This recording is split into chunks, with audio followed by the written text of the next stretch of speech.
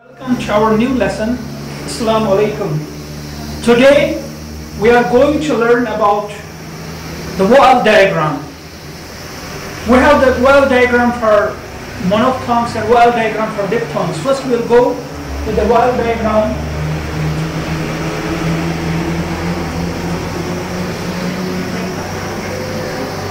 For monophthongs. Dear students,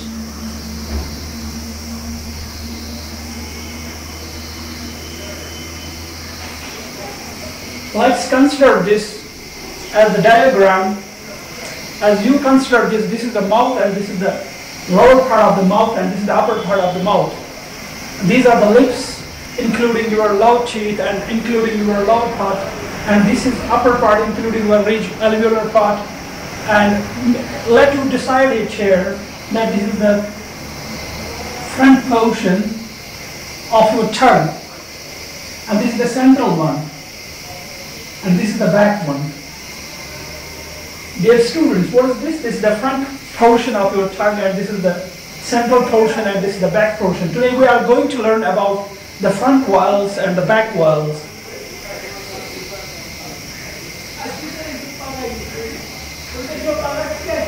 And let you consider also, this is close, this is the imaginary division of the mouth here, this is the close, this is half close,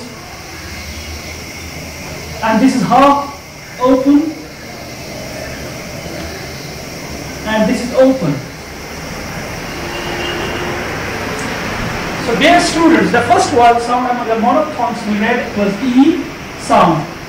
So consider here, the tongue raises to the maximum here in case of E. When we produce E sound there is no obstruction of the sound when we are producing the vowel sounds.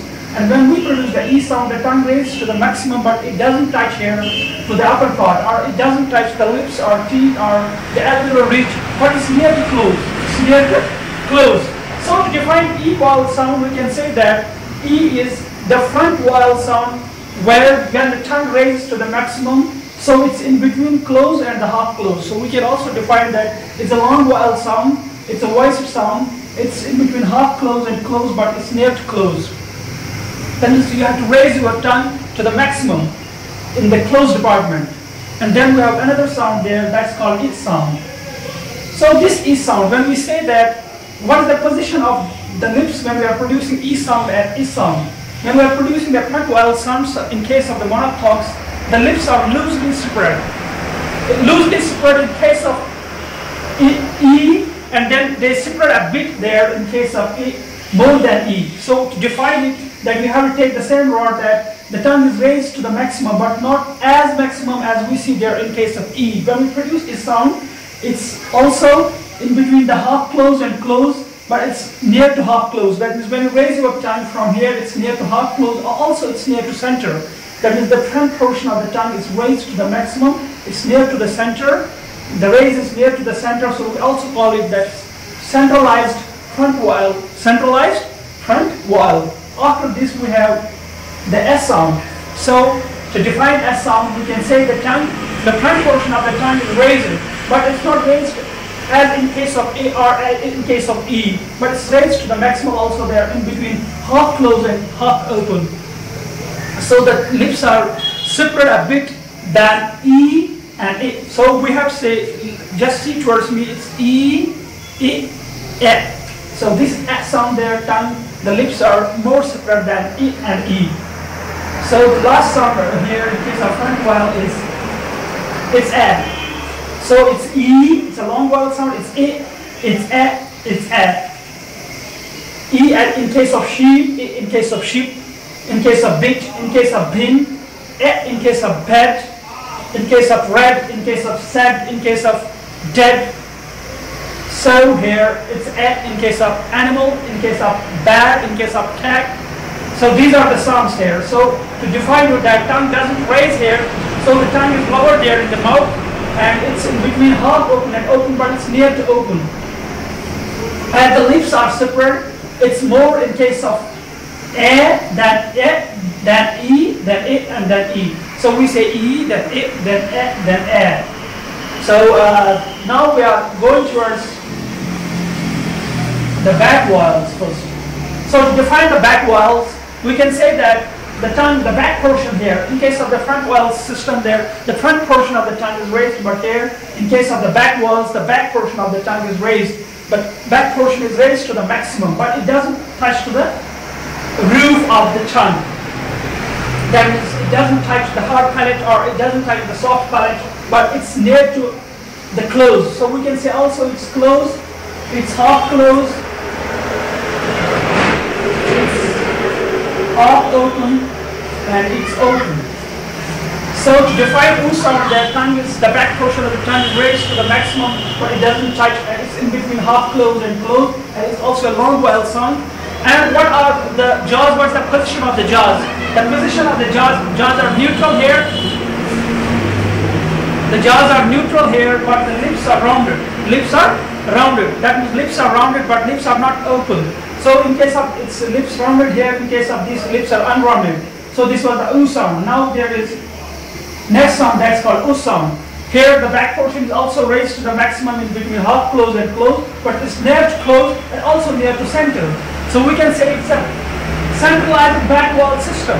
Back vowel, centralized back vowel. But also like E, it's a centralized front vowel, but here the lips are unrounded and lips are rounded in case of U. And here again, the jaws are neutral, jaws are not open. So the next sound is there. It's O sound. One is O, one is O sound. That means call. That means roll. That means draw. This is O sound.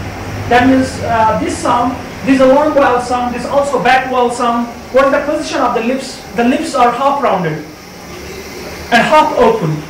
We can say it's a half open and the jaws are also half open. So if we make the full open jaws, we say O, and half of it is say O. O, O. So this is the long vowel and lips are half open and jaws are half open there, and it's a long vowel sound. It's in between half open and half closed. Then there is the sound there. This is the sound which is in between half closed and half open, but it's near to half open.